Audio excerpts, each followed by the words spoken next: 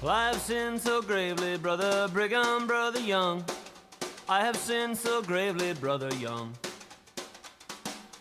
This is the tale of Mormon saints and sinners, from our roots until present day. Saddle up. Gird your loins, lock your hearts, and pay your tithing, because we're bringing you the story of Mormonism in all its paradisiacal glory. It's the Sunstone History Podcast. Well, I have sinned so gravely, brother Brigham, brother Young. I have sinned so gravely, brother Young. All right, so as promised in our third Reformation episode, we brought up the story of Warren Snow, and we talked about how it's messy.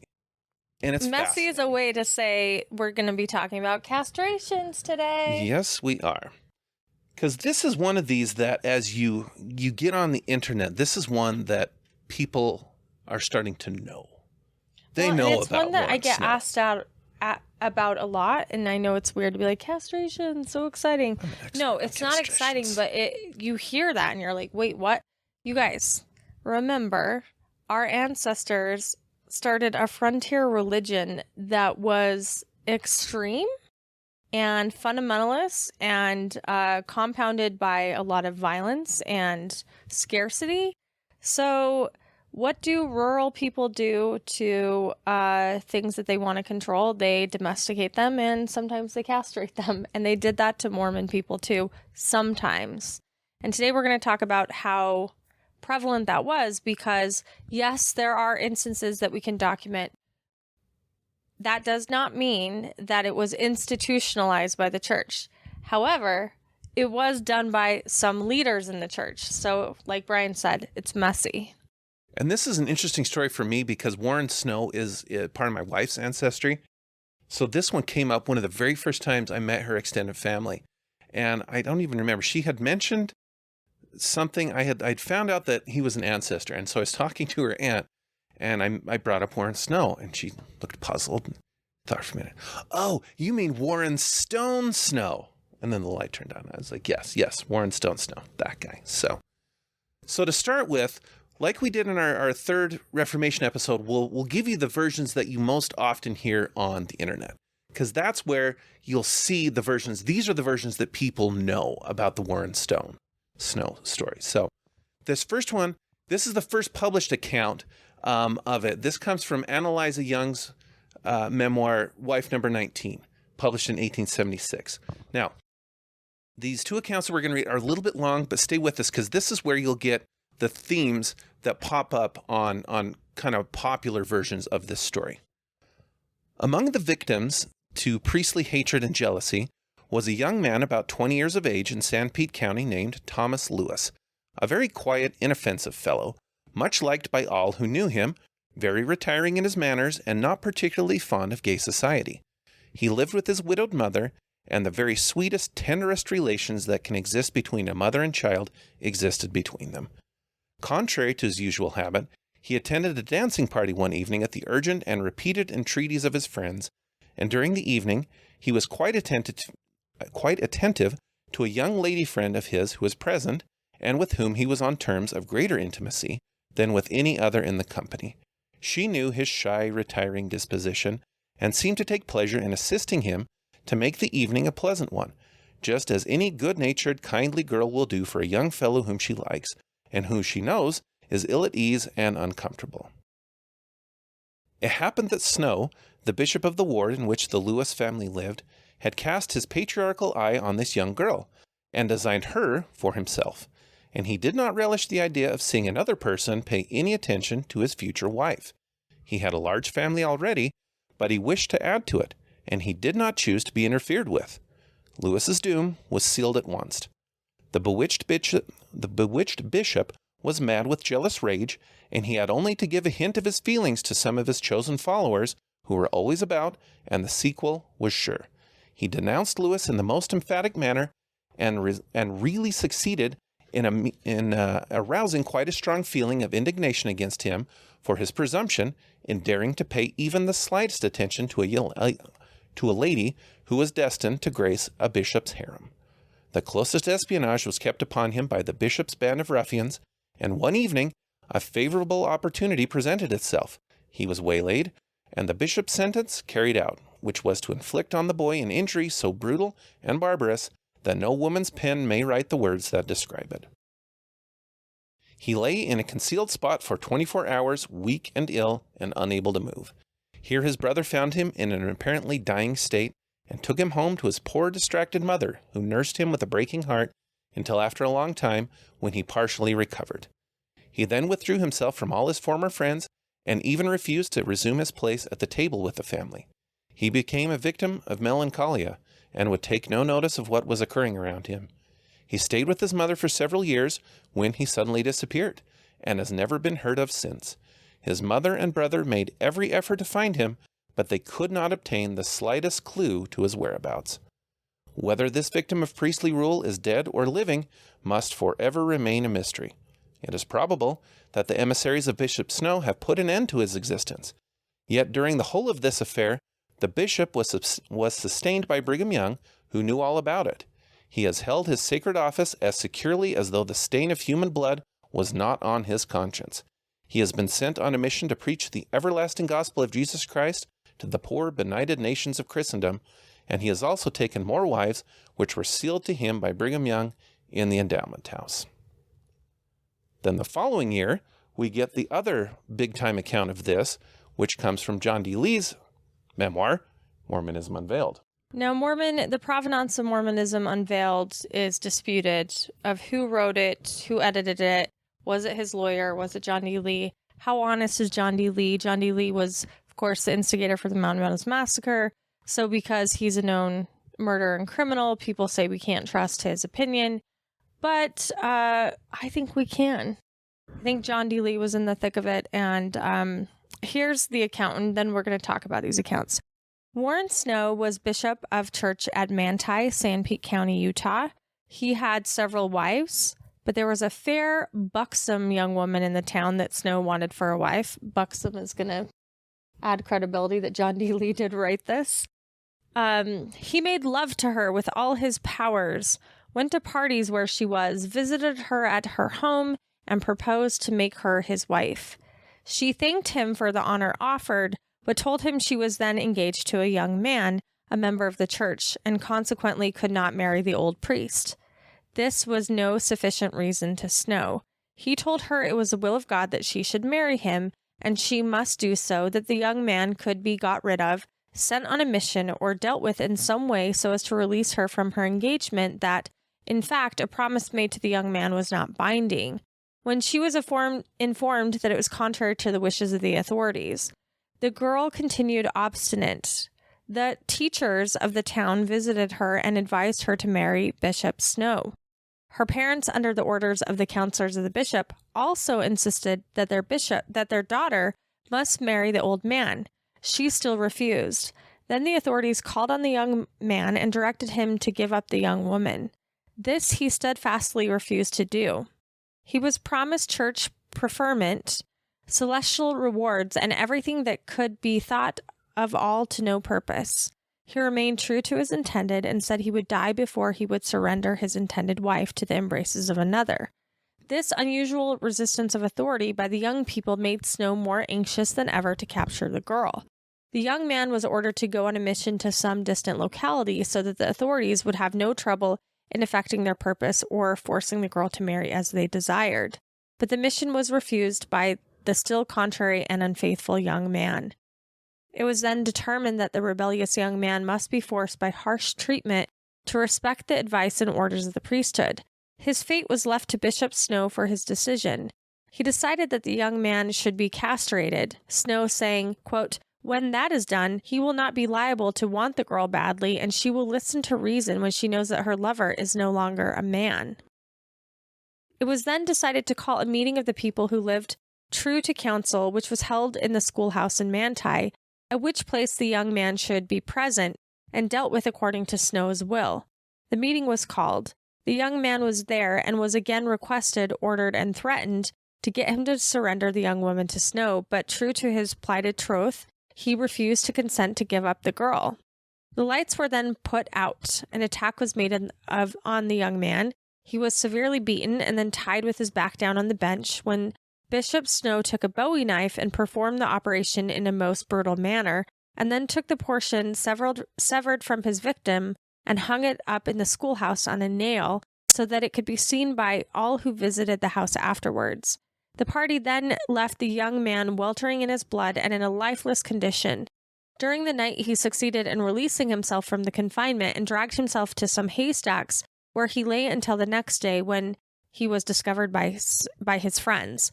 The young man regained his health, but had been an idiot or quite lunatic ever since, and is well known by hundreds of both Mormons and Gentiles in Utah. After this outrage, old Bishop Snow took occasion to get up a meeting at the schoolhouse so as to get the people of Manti and the young woman that wanted to marry to attend the meeting. When all had assembled, the old man talked to the people about their duty to the church and their duty to obey counsel and the dangers of refusal, and then publicly called attention to the mangled parts of the young man that had been severed from his person, and stated that the deed had been done to teach people that the counsel of the priesthood must be obeyed. To make a long story short, I will say the young woman was soon after forced into being sealed to Bishop Snow. Lee also said, quote, "It was the favorite revenge of old, worn-out members of the priesthood who wanted young men sealed to them and found that the girl preferred some handsome young man, and that many a young man was unsexed for refusing to give up his sweetheart." Not that he's painting with a broad brush or anything. So this is interesting. You can see some common themes in the way that these two tell this story, and they're both fascinating narrators. So toward the end of Year of Polygamy, you had me on and we talked about Analyza Young, and we talked about her memoir. We talked about what's going on in there. And we talked about how when there were events where she was actually present for them, her voice is much more helpful. These are events that she knew about. So just to put her in perspective, she's 12 when this event happens. She's living up in Salt Lake with her parents. So if she's hearing about this, she's most likely hearing about it later, and certainly secondhand since she was not there. And then Mormonism Unveiled is an interesting one because, we talked about the disputed nature of it. And I knew we didn't have John D. Lee's journal for 1857. Gee, I can't imagine why. But we also don't have a journal for 1856 when this happens either. So sadly, we don't have any idea of a contemporary record if Lee knew about this. So he's also not in San Pete, so he is at best secondhand as well. So let's talk about this guy, Thomas Lewis. What do we actually know about him? What's going on here? So Lewis is the son of Welsh converts. Their family is converted by Daniel Jones, a famous missionary from Wales. He goes back there. And then there's weirdness going on. The family was apparently fairly well off, and there's this idea that there was a scheme to have the father of the family sell some of the property, so he's busy for a while, and then the mom and the kids come to Utah. And then the dad comes over a little bit later. By the time he gets there, he's really confused as to why he doesn't seem to have any money anymore, or why he doesn't seem to have a wife anymore, because the mom by now has married Dan Jones. So that's kind of their introduction to Utah. And then after a couple of years, Dan Jones goes back to Wales on a mission. But while he's gone, Elizabeth, the mother, now starts complaining that there's favoritism in the family, that the first wife is being taken care of more. And so she actually divorces Dan Jones. And this is where we have the account in there where she pays the $10 for the divorce. This is another one of our, we know for sure, at least divorces, and there's payment there. So then the other important person in our story is the bishop, Warren Snow. So he was the bishop in Manti, but then he was also a regional bishop. And his biographer, friend of the podcast, John Peterson, describes him as essentially the local version of Brigham Young. So he's wearing both ecclesiastical and civil hats, and he's got all of that rolled up into one. And we talked about him also. Snow is an interesting guy. He is like John D. Lee, like Hosea Stout.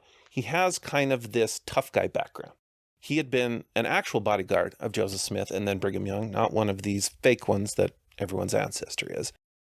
And he's a violent preacher as well. So one guy in Manti quotes him as saying, he would come as near cutting his throat as any man if Brigham Young told him so. And we have various sermon reports of him. So one time he's preaching in Provo about women who would sleep with Gentiles when their husband's away. He says, quote, "A dagger should be put through their hearts." And then regarding blood atonement, quote, "There is others here that will go yet to the prophet and desire that they would take their lives that they might have salvation for themselves and their family." So it's pretty clear that Warren Snow definitely is Team Reformation and Team Blood Atonement. Well, So and people even in his family account. So there's a short book written about him by his descendants who talk about all his heroics, but they acknowledge he had a violent temper and sort of a violent fervor when it came to religion. So that was also known about him. So now we get to the events that lead up to the event in question. So September 1856, Thomas Lewis hits a guy in the back of the head with a shovel, nearly kills him. He goes before the probate judge there. Remember, we talked about in our Reformation episode, Brigham Young has systematically taken the judicial system over, and control is now in the hands of probate judges, who are Mormons, rather than the federal appointees. And so Peacock writes to Brigham Young asking, "What should I do in this case?" Brigham Young's journal notes, quote, "Such a man should not be allowed to be at large in civilized society, and that the law should take its course." And on the surface, to me, I thought that's kind of an interesting response to what in the West has got to be a fairly normal occurrence. Like, they get in a fight, guy hits him with the shovel. But remember the timeline, September 1856. We are headed into the Reformation now, and otherwise normal things will take on otherwise not normal responses. And then, so the legal system does take over. He's convicted, he's fined, but then they revoke his fine. So legally, nothing really happens to him. He does get excommunicated, but then is rebaptized right after. Then, right on the heels of this, another violent episode. So he's working with his uncle. So it's his mother's sister's husband. And importantly, this man is also the brother-in-law of Bishop Warren Snow. So they're working together. There's a disagreement over payment. Thomas Lewis picks up a rock, threatens to smash this guy's head open. Second occurrence with the law. He's again arrested, but he escapes. He goes to his aunt's house, who then brings him to the judge. This time he's sentenced to 5 years in the pen. So with second offense, he's excommunicated again, and then they attack him on his way home from this. According to his mom, not privy dirt, but they take filthy rags and they shove him in his mouth. Our ancestors are weird. What they choose to do is very bizarre. So that leads us now to the day in question, October 29th, 1856. The authorities come to his house, they handcuff him, they put him in a wagon to take him up to the pen in Salt Lake City. So the wagon is driven by George Snow. This is Warren Snow's brother. South of Ephraim, in a place called Willow Creek, he's taken out of the wagon, they put a blanket around his head, then they castrate him, and they just leave him there. And accounts say that he crawls on hands and knees for miles. He's found in a stockyard. Now, at this point, his mom is up in Salt Lake City, and as she's coming back down, she's heard about what's happened. She runs into Warren Snow, I think in Nephi, and he tells her, "Geez, I don't know if we're ever going to find your son. I have no idea who did it." Quote, "No more than if they came from the moon." I mean, that's pretty believable, right? So in his version of this, he and his buddy George Peacock came upon some ruffians, and they shoot at the ruffians, but the ruffians fight them off. They drag George Snow out of the wagon, and it was the ruffians who did this. And then P.S. Warren Snow tells Mom, "Your son is full of the devil, just like his father." So it's pretty clear here that this was done. And from Warren Snow's response, it seems fairly clear he did it. Yeah, so that's the question, right? The big question is, what did it happen? And then apologists will say, well, it did happen. We have pretty good evidence that there was a castration, but it wasn't because this Thomas Lewis was trying to marry a young woman. He was a criminal. He had already murdered someone with throwing a rock at their head. He'd been in trouble, and it was probably for some other crime. He was in trouble anyway. That is an example that they would use often for other infractions against people just trying to leave the territory. They would say it was a big sin. So that's why a lot of critics don't believe that. Like, they don't think that it was, is vigilante justice, but it was justice because the person, Thomas Lewis, was a bad guy. Now, Thomas Lewis definitely doesn't fit the portrait of the first account that you read, that he was a good man, had a good relationship with his mom. He was a ruffian too. Was he trying to marry a girl? Who knows? My take is that he probably had an interest in a girl that was a good Latter-day Saint that Warren Snow didn't like. If you listen to John D. Lee's wife, Anne Gorge Lee, she also writes a conflation of this, and her story is kind of crazy too. And she's writing it as a trauma narrative, and you can see how this story develops, because even John D. Lee doesn't have all the accurate facts. Obviously, Analyza Young doesn't have all the facts. They're writing the rumors because this becomes a sensation. So the fact that it's a sensation shows that it's not normal. It's sort of an abstract form of violence from Mormonism that caused a scandal because everybody knows about it. And Anne Gorge Lee, John D. Lee's wife, writes about it, and she claims she positions herself there. She was there hiding in the attic. She watched it happen. She claims that the young boy runs away into a mining town, and the woman escapes, and they live out together and have this romantic life together. Now, but what's so interesting is she has it as somebody in Heber Kimball's family. Well, that's the thing. Now, we're going to talk about more, but there were other castrations that happened. One of them, do you talk about this? Should I bring this up? The other castration of, hold on, I got his name here. This is the Jones with the prostitute. The prostitute, yeah. George? Let's see. What's his name? I don't remember. Henry Jones. Yeah, so Henry Jones dragged out for allegedly being with a prostitute, and then the story goes that maybe he was having incest with his mother, and then the story goes maybe it was bestiality, but then it was incest, and so they were dragging him out of his bed to murder him. That is possible. We also know of plenty of examples of incest within the territory where people didn't seem to mind so much. But this one is sort of used to justify the castration. So we know that there was frontier justice happening. Folks like Warren Snow and Heber's kids, who were often in gangs of ruffians doing extra legal justice whenever they wanted, were violent people. And so did they castrate these people? Yes. Can we trust the reasons why they said they did it or they didn't do it? Absolutely not. So we're going to talk about this idea of a rival over a woman as a potential plural wife becomes a trope in early Utah. We're going to see this crop up 3 separate times in 3 separate places, which makes you think, interesting.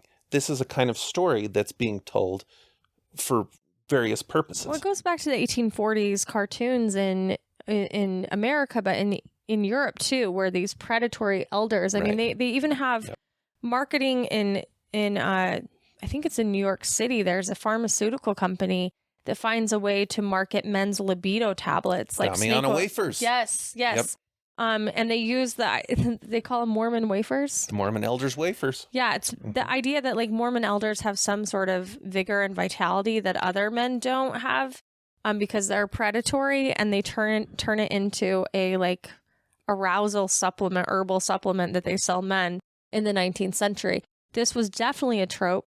And it's tricky because it did turn into a stereotype, but we do know examples. I mean, Brigham Young, when his daughter Mary Ann, I've got COVID brain. I'm recovering from COVID, so my recall is really slow. His daughter-in-law, Mary Ann, who was married to his son, who she was going to run away with the soldiers, remember, during the Steptoe expedition. They have to hide her out because they don't want the Gentiles taking the Mormon women. Dr. Robinson, who is a Gentile, who marries a Mormon lady, there's retaliation against him. The Mormons did not like men messing with their women. So that was a thing that happened. But then it sort of gets conflated with the violence of these other dudes like Warren Snow, who I don't think he needed an excuse like that to castrate you. He could just invent one, as we see from all the stories. But yeah, it becomes a huge part of Mormon lore that hide your kids, hide your wife, because they'll snap them up. But in their defense during the Reformation, that's exactly what they were doing. And this is so interesting, this particular story, because we have a series of letters back and forth between Thomas Lewis's mother, Elizabeth, and Brigham Young. And if you or I try to go look at these letters, it's going to be difficult. This part of his collection is currently closed. Someone who did get a look at them is friend of the podcast, John Turner, who wrote a fantastic article on this whole case, and he quotes from these letters. So what happens is, as Elizabeth gets back to Manti, she figures out fairly quick who actually did it. Spoiler alert, it wasn't unnamed ruffians that, shot off Warren Snow and George Snow, and they were the ones that did it. So she writes to Brigham Young, explains what happens.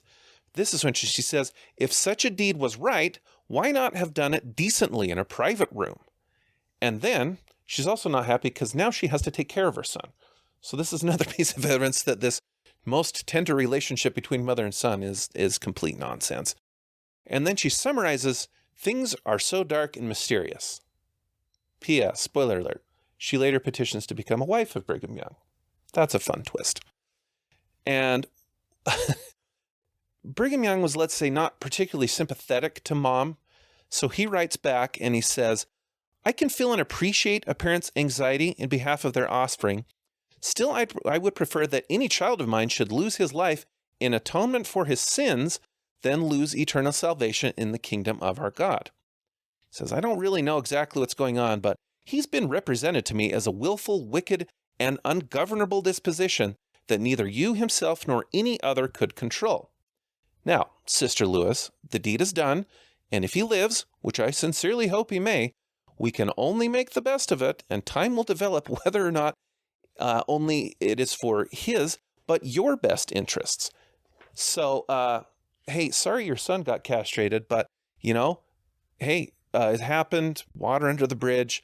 Maybe he can still have eternal salvation due to this atonement. So, well, Kenneth Cannon, in his work that he did on mountain common law, he talks about how in extra-legal justice on the frontier in Mormonism, sometimes a lot of the Mormons did not stand for it, but they had a tolerance, or they at least condoned the punishment of seducers. So anytime someone ran away with someone's wife, that was a reason. So it's also possible that Warren Snow actually didn't castrate the boy for another woman, but that reason was more acceptable to the general populace than what he actually might have done. And that, I think, is a good point, because our next report of this comes a few months later from a guy who's in the bishopric in Nephi. And he writes in his journal that he says, oh, I forgot to put this down. This is great. And what he says is so interesting is he says, Joseph Young and Albert Rockwood entirely disapproved of the cutting of young Lewis. And he says, I believe Warren Snow will lose some influence through that affair. And then he gives a narrative of how he heard it happen, which lines up really well with how Elizabeth described it to Brigham Young. So we've got two pretty good contemporary accounts of what actually happened. And the fact that neither of them comments on this idea of a potential plural wife, I think, is important, because it seems like if that were the case, that would have been talked at the time.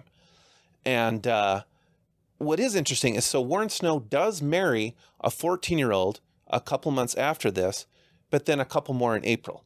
And this goes back to the idea that we also talked about in the Reformation episode, is that this was a time when everybody was marrying.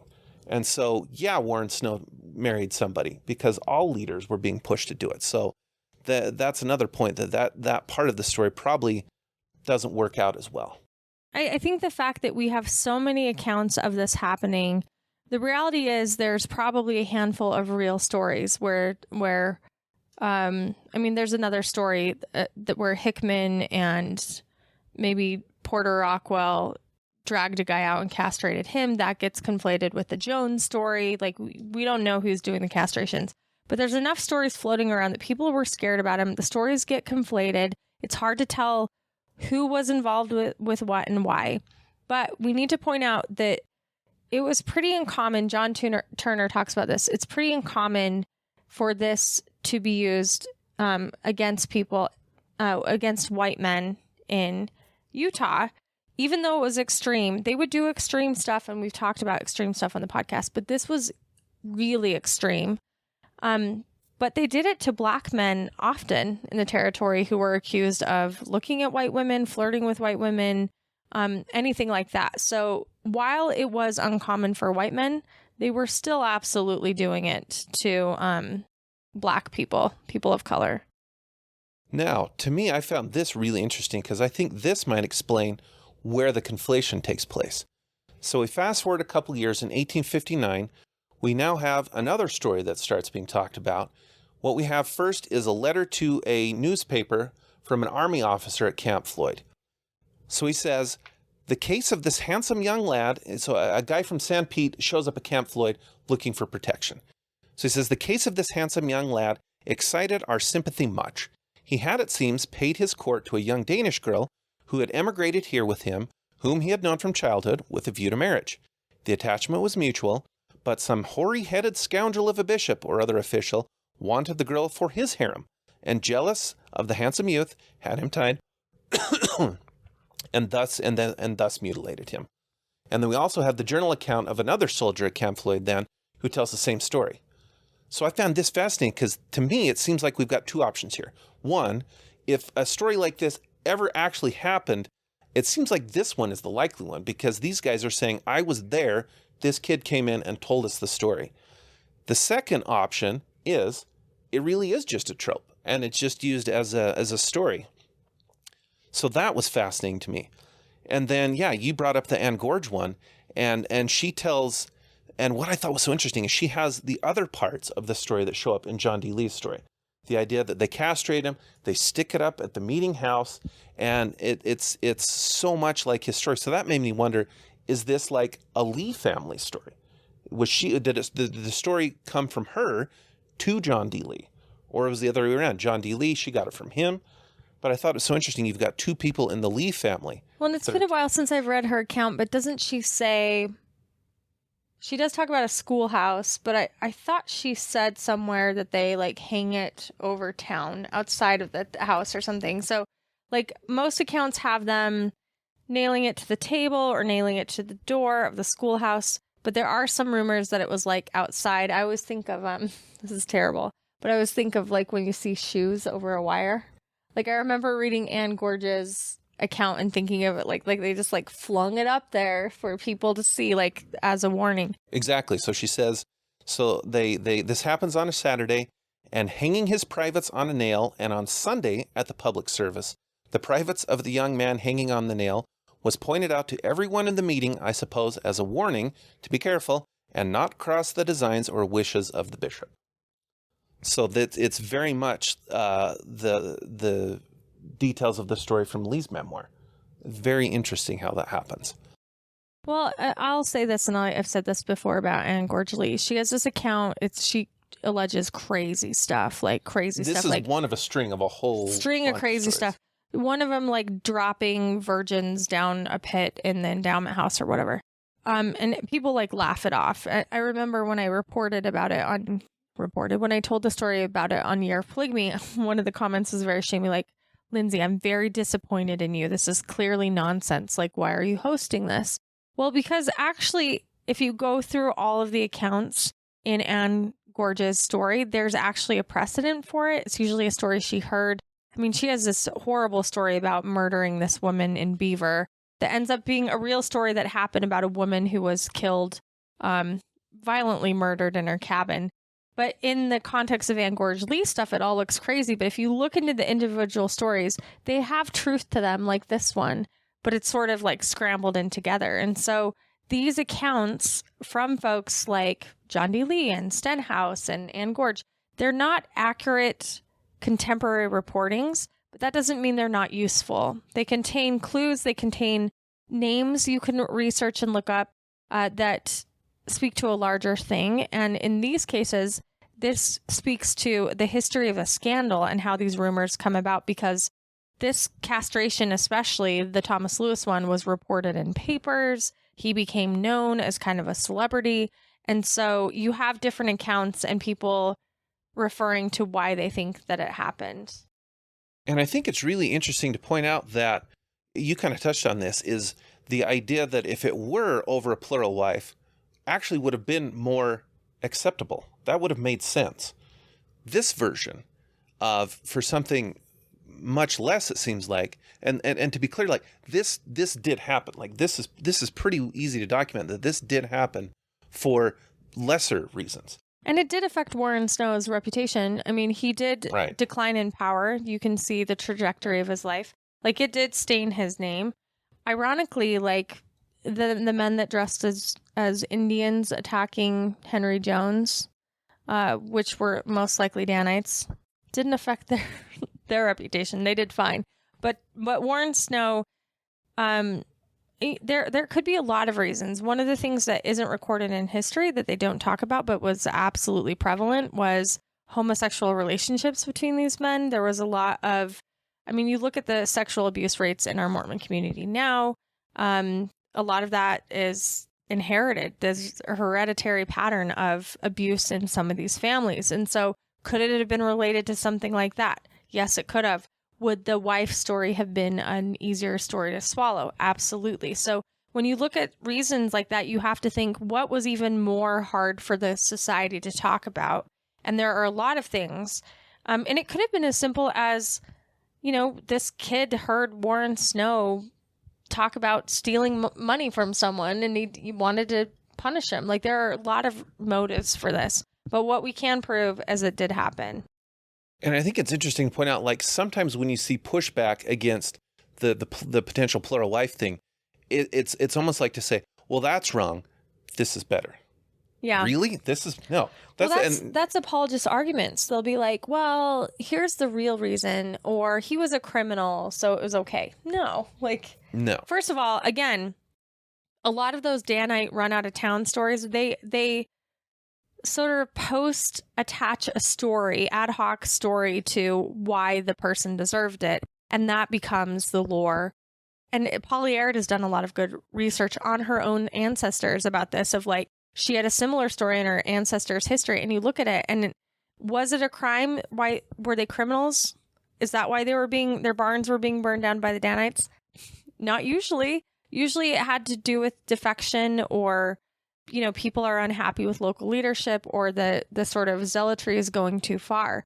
So again, it's a Wild West town, but, you know, apologist arguments drive me crazy too, because they'll be like, well, we weren't the only ones doing it. Here are some other instances on the frontier where men castrated. And I was like, your argument doesn't do what you think it does. You're trying to say the LDS Church is as unremarkable as everybody else. Okay, agreed. You know, like that doesn't give the church any sort of moral high ground. It just means they're just like everybody else. And we brought this up to say, for a couple of reasons. One is to say, this is how historians work, is what is actually going on here? Peeling back layers, but then also putting the layers back to talk about, why did those layers get put on the story over time? What does that tell about their motivations for putting those layers on? And then, but then also to highlight that that this story actually did happen, and the reason for it is actually much more difficult to I think wrap your head around than the common version that's out there. And also we wanted to highlight the important work of a couple people that have worked on this. So we mentioned friend of the podcast, John Peterson, who did his master's thesis on Warren Snow. And it's almost 40 years old now, but it's still a good piece on him.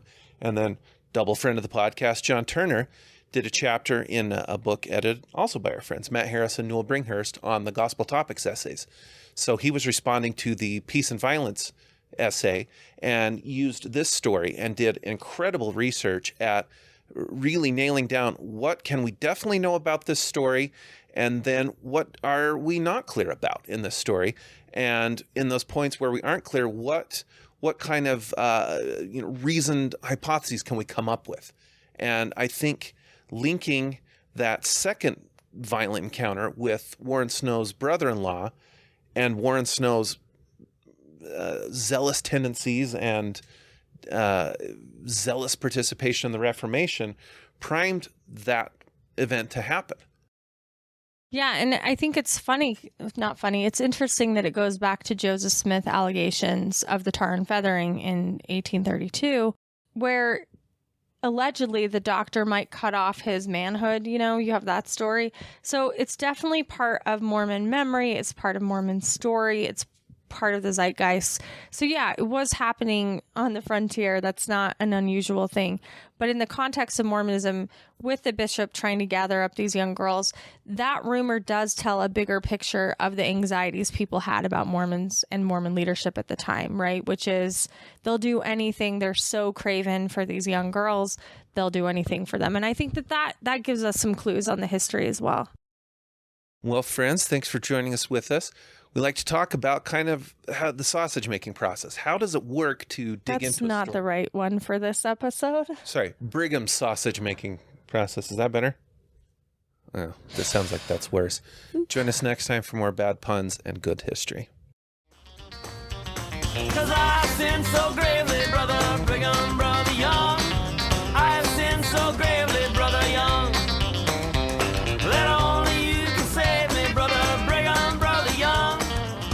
The song you heard today is called Brother Brigham, Brother Young by artist Corb Lund. Check out his music at corblund.com and consider giving a donation to sunstone.org to support this podcast.